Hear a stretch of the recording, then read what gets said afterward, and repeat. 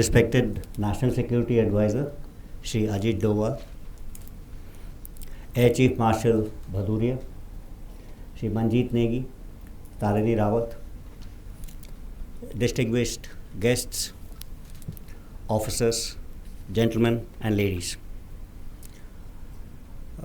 Manjeet had asked me to speak on India's move towards higher defense reforms, and as the subject was introduced, it's a legacy actually, which actually General Bipin Rawat started. Last month I was in Lucknow at my regimental center celebrating the platinum jubilee of our regiment. General Bipin and me were from the same regiment, and someone inquired from me the reasons behind my successful military career. I told him that 3 of my predecessors in the battalion who were extremely competent officers, they laid the benchmarks of professional excellence, and I just followed that particular line. General Bipin Rawat and myself, we are from the same regiment but different battalions. I followed him as the 2nd Chief of Defence Staff of the Armed Forces. Here again, my job was made slightly easier. He had set the initial set of reforms to be undertaken that were actually shown by him. It helped me convert his thoughts and ideas into firm policies and lay down achievable milestones. The reforms that we are ushering today are a continuation of the process that actually was started by General Bipin Rawat as the first CDS of the country.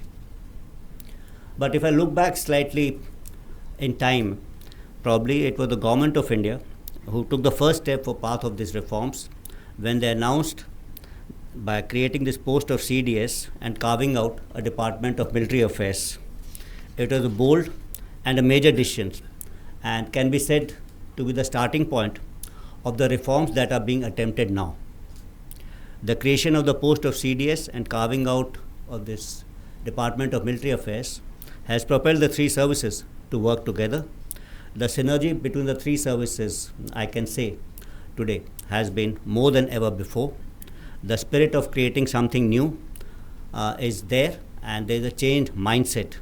I believe all of this will propel us to the next generation of reforms. I think the armed forces today are at the cusp of this major change and transformation. Heraclitus, an ancient Greek philosopher, had said that the change is only constant in life. Change is part of nature, it's part of natural environment, it is necessary to survive. Here I like to quote Charles Darwin, who in his seminal work, Origin of Species, had said that variation, inheritance, selection, timing, and adaptation are necessary for any species to survive. I would like to translate this into Hindi to bring out the import and the importance of this particular quote. परिवर्तन, विरासत, चयन, समय, अनुकूलन किसी भी परिजाति के अस्तित्व को बताने के लिए अनिवार्य है. What Darwin said in his theory of natural selection was true for organisms. I think that it's equally true for organizations. This is true for hierarchical and structured tradition-bound organizations like the armed forces. In the process of natural selection, the change in the species is gradual, it's slow, and it's also automatic. In organizations, we'll have to be imaginative, innovative, and inventive to survive. We may also require a little bit of push from the outside to get this process of change slightly faster. Let me now talk about future wars. There is a maxim that says that armed forces should be prepared to fight the future war and not the past one. The future of war, I believe, is changing, and changing rather fast. It's difficult to predict the trajectory of future wars with accuracy, as it does not follow a linear kind of progression at times due to convergence of disruptive technologies. However, some trends can be predicted, and I'll basically attempt that. I think firstly, the future wars will be multi-domain operations, merging the old domains of land, air and maritime with the new domains of cyber, space and electromagnetic spectrum. Secondly, there will be convergence of kinetic, non-kinetic, along with the cognitive domain, that's the informational domain, in application of force. Thirdly, disruptive technologies like artificial intelligence, machine learning, data analytics, smart networks, edge computing will propel the current paradigm of whatever we say is information superiority in operations to decision superiority in future battles. Battlefield transparency and situational awareness will reach new heights and new levels. This is predicted on proliferation of sensors. Means if we see today, God has given us all, means we are about 8 billion people and there may be about 16 billion eyes actually, God-given sensors on this earth. The number of sensors which man has produced has probably crossed that. They are available on all your smartphones, all your laptops, all your PCs, they are there on roads, they are there on satellites, they are there on drones, they are everywhere, they are ubiquitous, and they may be more than what God has produced. So in such kind of a warfare, there is nothing like camouflage, concealment, feints, and physical deception. All these things are a day of past. This is because of enhanced battlefield transparency. In future, I think we'll have to rely on cognitive domain to deceive the enemy. Deepfakes, digital twins, toolkits for infill operations, they'll become the order of the day. The fifth major change which I think we'll see in warfare is the quantum of long-range vectors and precision guidance. Small radar cross-section weapons, vectors like drones, loiter ammunition, and stealth technologies will put a lot of strain on air defense networks. There'll be gaps, and it will be difficult to protect large and static platforms. There will be a major change in future. Long back, Clausewitz had talked about fog and friction of war. And fog is basically getting removed because of this battlefield transparency which I just spoke about. It's dependent on the large amount of sensors which we'll have in battlefield tomorrow. And the friction he spoke about, that kind of which happens in maneuver, we have this advanced technologies which again I spoke about, which actually provide you good mobility. Innovations in robotics, autonomous systems and biotechnology will impact global peace and security, the nature of armed conflicts and the manner in which security is managed. Constant security of these developments and putting forth their potential to the decision makers will be critical in future. The trends of warfare dictate that we create organizational structures that are integrated and joint for multi-domain operations, about which I referred right at the beginning. We should be able to offer a credible response across the spectrum of operations, and I believe the spectrum of operations will range from what I call as 5 C's, that is competition, confrontation, crisis, conflict, and combat. And combat means war, in an integrated and a cohesive kind of manner. The foundation of integrated and future-ready operational structures rests on 2 fundamental principles: jointness and integration. Jointness, it can be defined as the spirit of working together, a congenial kind of an atmosphere, removing mistrust that exists between the 3 services. This, in my view, has been achieved to a large extent, and this year, at least I would be trying to do something on joint culture.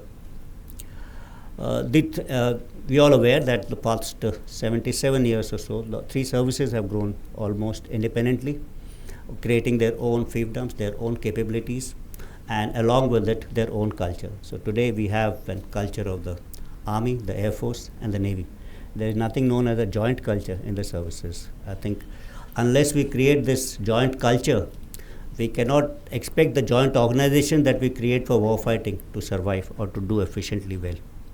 So that should be an important step, and we will try and create this kind of a 4th culture in the armed forces, which is joint culture, to work together. Creating culture means, we all know, it takes some amount of time, but without this, there's no way forward. The next is integration. This is a physical process. It involves selection and incorporation of the best practices among the 3 services.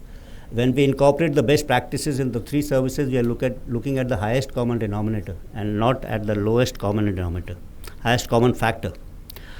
We have identified about 9 verticals for integrating the 3 services. It's a physical process, which I said. It deals with operations, operation logistics, training, intelligence, human resource, legal issues, administration, supply chain management, and maintenance of equipment.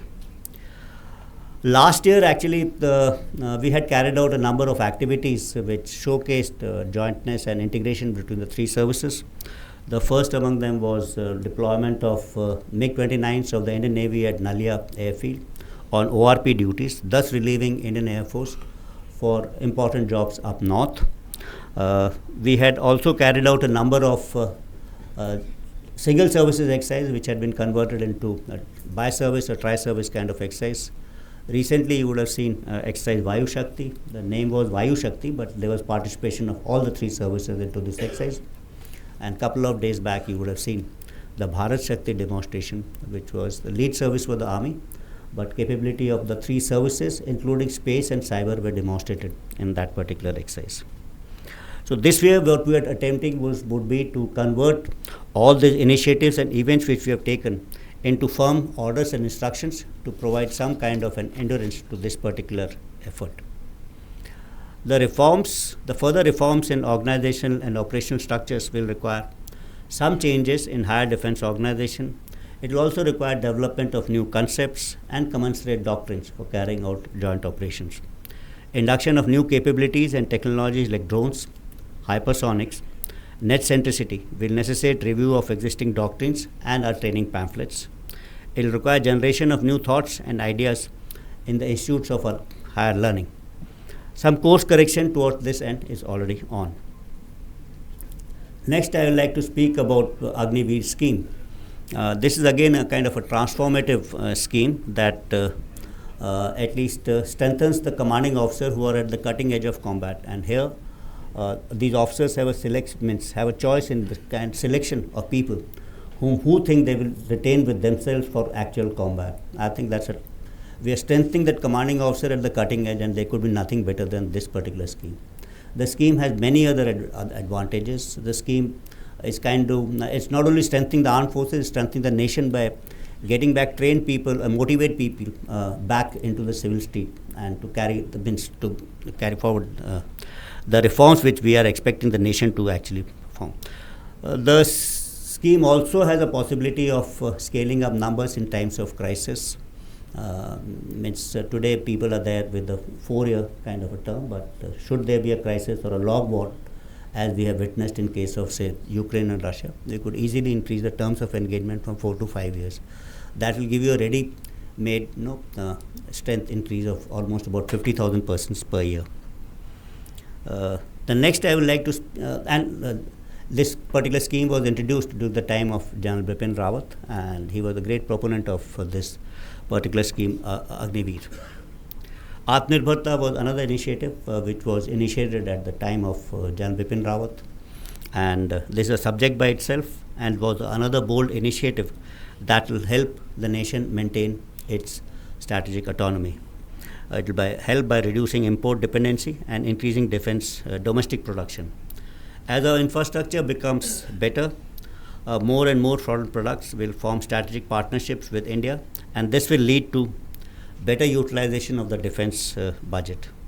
Improved research and development coupled with coming of age of indigenous defense production will make us self-reliant and reduce dependencies on global supply chains. Local manufacturing will also help create employment opportunities for hundreds of people. In conclusion, I would like to say that in the histories of nations, there comes a turning point when nations grab that moment and achieve the impossible. The Japanese post-war economic miracle after World War II and the Germans' reconstruction in 50s and 70s are example of this. And I believe that India's Amrit Kal has arrived. India has to transform on many fronts and is now ready to take off to a next orbit of development. Vision 2047 is to become a Viksit Bharat. Viksit Bharat, in my view, has also to be a Shashakt Bharat. We need to conceptualize the future and create it as we want it. As the armed forces, we need to think ahead, crystal gaze as we visualize future, warfare in future, and chalk out bold, ambitious and transformative agenda. Military and defense reforms that are being attempted are just a stepping stone and part of the larger change that we want to implement, and we become a future ready armed force. So, as I said in the beginning, what I am trying to attempt is what General Bipin Rawat started and initiated. I hope I succeed. I think it will make that old man happy. Thank you, everyone.